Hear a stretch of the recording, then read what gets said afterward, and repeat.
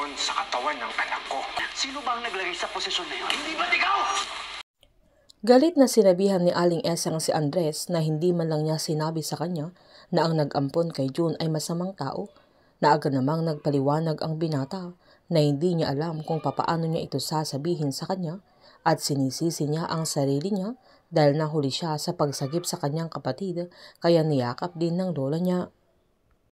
Habang sinabihan naman ni Tomas ang ninong niya na hindi niya lubos sa kalain na madadamay siya sa kontrata nila, sabay inamin niya na yun ang trabaho niya pero nangako itong ititigil na niya, pero pinaalala naman ng matanda na lagi namang may panganib sa buhay nila dahil muntik na din siyang mamatay dahil sa scam na pinasok niya at hindi niya kailangang tumigil dahil malaki ang kinikita nila sa trabaho nila ni Gab na mas kailangan nilang maging praktikal at magpakayaman dahil mas mamamatay sila kung wala silang pera, kaya hindi nila kailangang alalahanin yung nangyari sa kanya.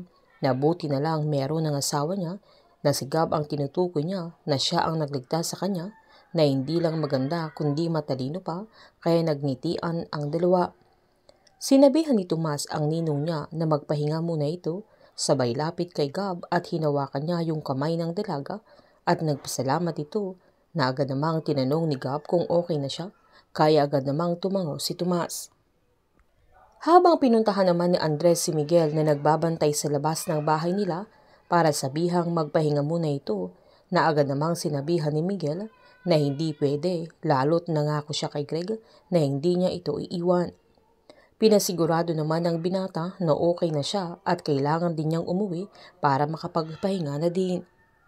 Sinaad ni Miguel na delikado pa ang sitwasyon, na agad namang tinanong ni Andres na papaano naging delikado, lalo't wala na si June, na agad namang sinabihan ni Miguel na naiintindihan niya yung point ng binata, pero kailangan pa din niya ng makakausap, kaya sinabihan niya pwede siyang tawagan ng binata anytime na kailangan niya ng kausap.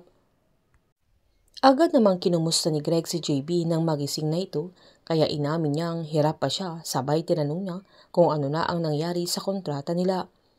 Sinaad ni Greg na patay na si Barrios, kaya agad kinumusta ni JB si June, kaya malungkot na sinabi ni Greg na hindi nakasurvive ang binata, na mas kinabigat ng dibdib ni JB dahil binaril niya sa tuhod si June nang tutuluyan na sana siya ng binata. Agad din kinumusta ni JB si Andres, kaya pinaliwanag ni Greg na hindi pa niya nakakausap, pero ang mabigat ay nangako siya sa binata na hindi madadamay ang kapatid niya, kaya tinanong ni JB kung ano ang susunod nilang plano. Giniit naman ni Greg na sigurado siyang ang mga Elcano ang nagpatumba kay Barrios, na may kinalaman yun sa mining operations at mining site na pinasara ni Barrios, kaya doon muna mag-uumpisa ang investigasyon nila, at nangako din si JB na kasama siya ng team hanggang dulo. Habang pinuntahan naman ni Andres si Celo sa mismong bahay nila, na agad nakiramay ang binata sa pagkamatay ni June, na alam niyang mahirap para kay Andres at mahirap din sa kanya dahil tinuring niyang parang kapatid si June. Seryosong tinanong ni Andres kung asaan ang katawan ng kapatid niya, na agad namang nagpalusot si Celo na tatanungin din sana niya sa kanya dahil hindi din niya alam, pero agad sinumbat ni Andres na alam niyang may alam ito. Sinumbat ni Andres na ang tagal nilang magkasama ni June, na agad nagsorry si Celo at nanindigang wala siyang alam.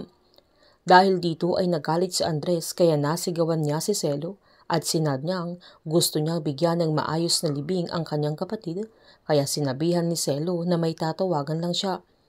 Lumayo ang binata para matawagan niya si Manuel sa mga sandaling yan. Habang inasikaso naman ni Max si JB, kaya nagpasalamat ito, sabay sinabihan niya ang dalaga na hayaan na niya na yung nurse niya ang mag-aayos sa kwarto niya. Sakto namang pumasok si Dr. Carpio na hiniling niya sa dalaga na mag-uusap sila ng private ni JB. Nang makalabas na si Dr. Carpio ay diretsahang tinanong ni Max kung ano ang sakit ni JB dahil yun ang muntik niyang kinamatay na kailangang malaman ni Greg. Nanindigan naman si JB na wala silang dapat malaman dahil maliwanag sa kanya na lahat ng tao ay may hangganan, na mas kinainis naman ni Max dahil ayaw umamin ni JB kaya hindi niya ito matutulungan. Agad pinaalam ni Celo na nasa bahay nila si Andres at hinahanap niya ang katawan ni Diego, Sabay tinanong niya kay Manuel kung ano ang gagawin niya, na agad namang sinabihan ni Manuel na haharapin na niya ang binata. Agad tinanong ni Celo kung sigurado na siya dahil pwede naman siyang magpalusot, pero sinaad ni Manuel na hindi na kailangan dahil maghaharap din silang dalawa. Naghintay si Andres sa hindi mataong lugar hanggang maitim na van na huminto sa harap niya, na agad nilagyan ng piring yung mata niya sabay sinakay sa van. Dinala ang binata sa isang abandonadong building at nang makarating sa taas ay agad tinanggal yung piring niya, at nang pagmasdan ni Andres ang kapaligiran ay nakita niya ang isang sniper na nasa mataas na bahagi ng building at nakatutok mismo yung baril sa kanya. Agad namang lumabas si Manuel kaya mas nanggigil ang binata, pero lalasunin ni Manuel yung isip ni Andres na palalabasin niyang si JB ang pumatay kay June. Painit ng painit ang mga tagpo, sabay-sabay po nating subaybayan ang nalalapit na pagwawakas ng Incognito dito lamang po sa aking channel. Patuloy lamang po manood, mag-like at mag-subscribe para ma-update po kayo sa mga huling episode. Marami pong salamat.